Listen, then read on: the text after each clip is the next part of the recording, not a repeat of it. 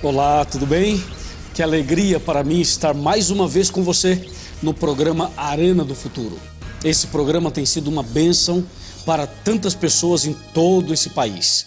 Eu espero também que as bênçãos de Deus estejam na sua casa, estejam em sua vida e ajude você nessa semana, nesse dia, a chegar mais perto do Senhor Jesus.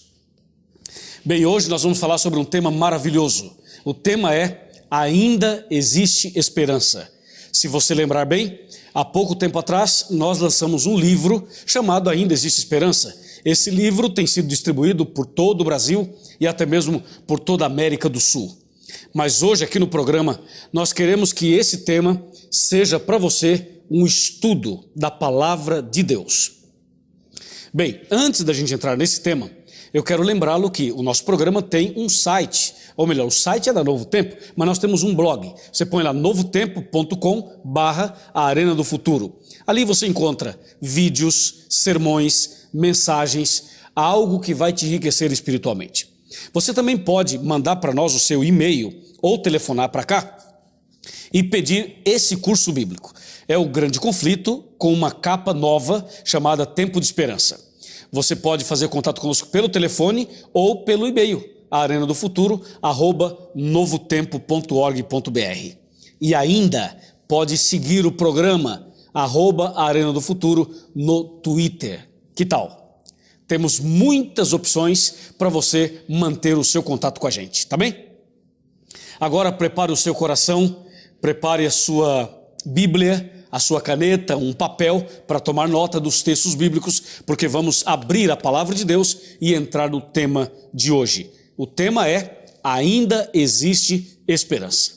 Bem, prepara o seu coração, vou colocar meu DVD aqui agora e nós vamos então abrir a palavra de Deus. Vamos para Isaías capítulo 60, versos 1, 2 e 3, que diz assim: Dispõe-te, resplandece, porque vem a tua luz, e a glória do Senhor nasce sobre ti. Porque eis que as trevas cobrem a terra, e a escuridão os povos, mas sobre ti aparece resplendente o Senhor, e a sua glória se vê sobre ti. As nações se encaminham para a tua luz, e os reis para o resplendor que te nasceu. Nesse texto, eu queria destacar primeiramente o versículo 2, que diz assim: Porque eis que as trevas cobrem a terra e a escuridão os povos.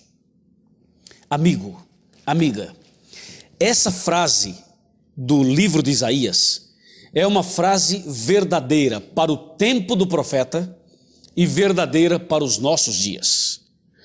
Claro que no tempo do profeta Isaías não havia energia elétrica como nós temos hoje. Não tinha ruas iluminadas, cidades, bairros, como hoje nós temos.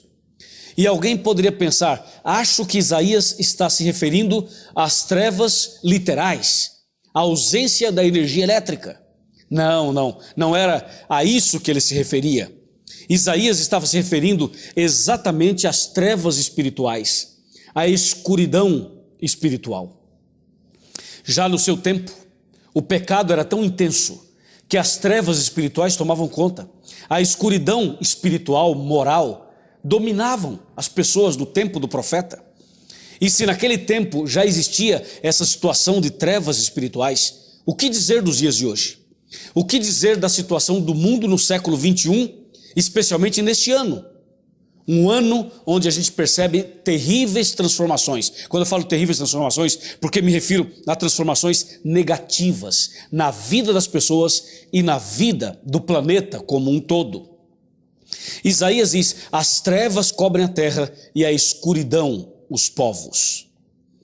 Hoje a gente percebe as trevas espirituais na família, no casamento, na vida dos jovens, no namoro, até mesmo na vida das crianças. As trevas espirituais estão por toda parte.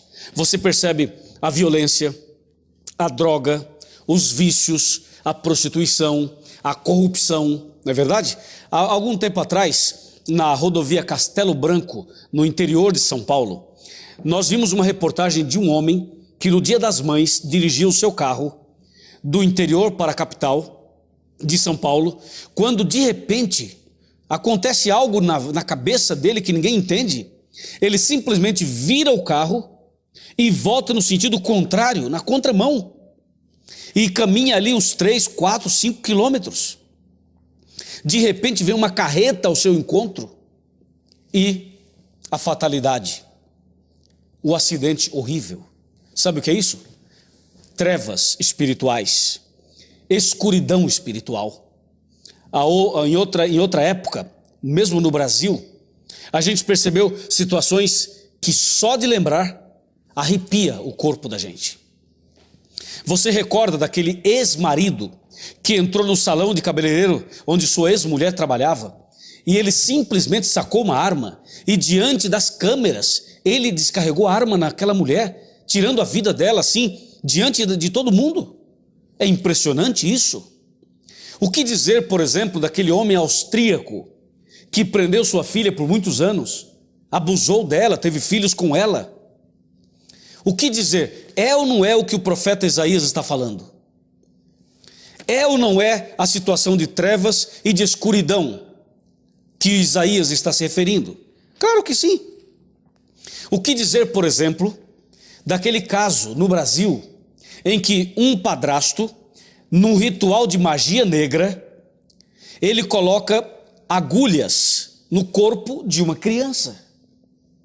É exatamente como diz a Bíblia: as trevas cobrirão a terra, a escuridão os povos. Hoje, meu amigo, o mundo está desse jeito. Deus tem um plano para nós e precisa entrar em ação para ajudar o ser humano a ter uma visão diferente e uma atitude diferente. Porque se Deus não colocar a mão dele sobre nós, se Deus não fizer uma intervenção sobre a humanidade, se Deus não trazer para nós a solução do alto, você sabe, nós não teremos saída. Eu fico às vezes observando alguns líderes políticos, que são eleitos para governar a nação, para governar um estado ou um município, e de repente você percebe um grupo de políticos roubando dinheiro público e terminando a sessão de corrupção com uma oração. Faça-me o favor, né? Assim não dá, né? Veja que o caráter das pessoas, veja que a vida espiritual das pessoas está em último plano, e às vezes nem no plano não está. É o que Isaías diz: as trevas cobrem a terra, a escuridão os povos. Agora, não pense você que esse problema só existe nos nossos dias.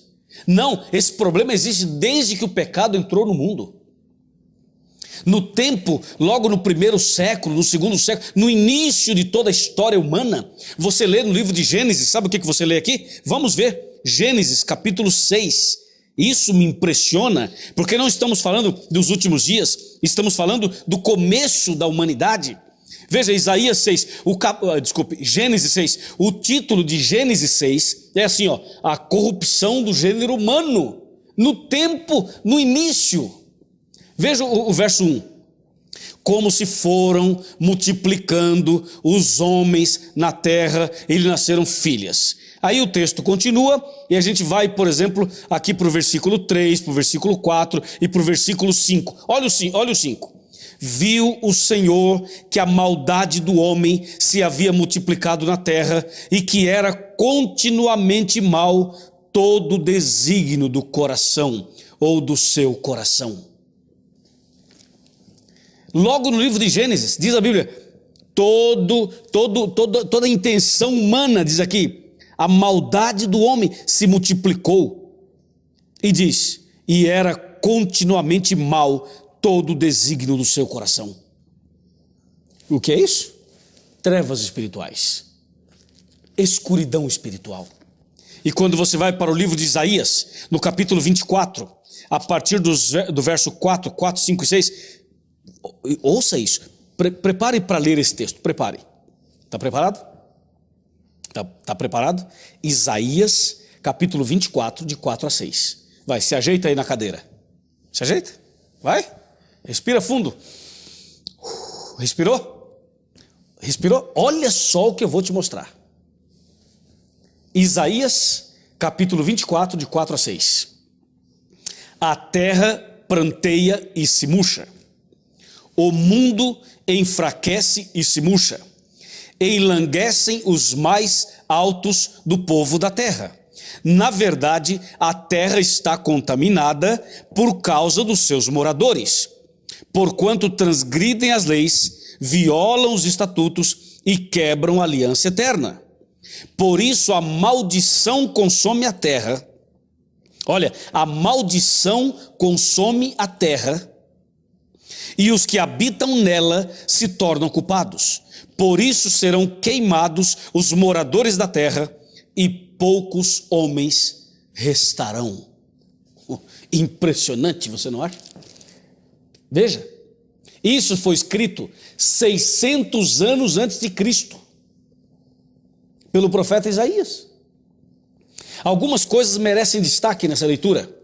Algumas coisas. Primeiro, a terra pranteia e se murcha. Está aí. Verso 5. Na verdade, a terra está contaminada por causa dos seus moradores. Ainda verso 5. Transgridem as leis. E como transgridem as leis? Transgridem as leis. Violam os estatutos e quebram a aliança eterna. E o verso 6. Por isso a maldição consome a terra. Meu amigo, o mundo está do jeito que está, porque as trevas, a escuridão, o pecado tomou conta da raça humana. Por isso o mundo está do jeito que está. Esses dias eu vi uma reportagem na televisão em que uma mãe chorava, clamava, pedia socorro, ajudem-me, eu preciso salvar o meu filho. Mas qual é o problema do seu filho? Meu filho é dependente químico. E essa mulher chorava, pedia ajuda para ajudar o seu filho. O alcoolismo, a droga, essas coisas são terríveis. E a Bíblia diz: as trevas cobrirão a terra, a escuridão os povos. E você pensa que as trevas e a escuridão estão apenas na vida do ser humano no sentido assim catastrófico, com coisas grandiosas? Não. Às vezes a pessoa é uma boa pessoa, é trabalhador, é um bom pai de família, é uma boa mãe de família, mas tem um problema. De acordo com Romanos capítulo 3, verso 23, veja que esse problema de trevas, ele está presente na vida do ser humano, independente se ele está envolvido em grandes ou pequenas confusões ou nenhuma confusão. Confira, Romanos 3, 23. Pois todos pecaram e carecem da glória de Deus. Ouviu? Todos pecaram e carecem da glória de Deus. Então, se eu sou pecador, se você é pecador, se nós somos pecadores, significa que as trevas espirituais também estão em nossa vida. Significa que nós todos temos necessidade da luz. Significa que todos nós estamos vivendo esse contexto da escuridão espiritual. Agora, eu tenho aqui um texto bíblico que vai mostrar um outro aspecto das trevas espirituais na vida das pessoas. Eu tenho um texto, está aqui, ó, meu dedo está aqui, ó, eu tenho um texto aqui, mas eu não sei se eu devo mostrar. Eu não sei. Eu estou assim, estou em dúvida, se eu mostro ou não mostro. Sabe por quê? Nós estamos chegando num tempo em que falar a verdade é capaz do camarada ir para a cadeia, sabia? Olha a que ponto nós chegamos nessa situação das trevas espirituais. Se você falar uma verdade, você pode ser considerado uma pessoa preconceituosa.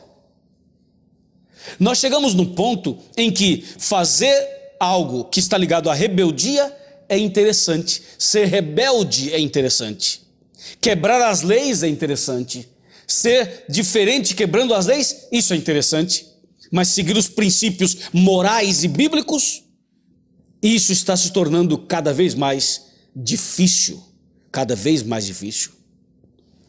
Eu tenho um texto aqui, está pronto para receber esse texto? Está aqui. Você quer ler, quer ver esse texto na Bíblia?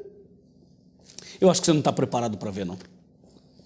Eu acho que eu não vou mostrar esse texto.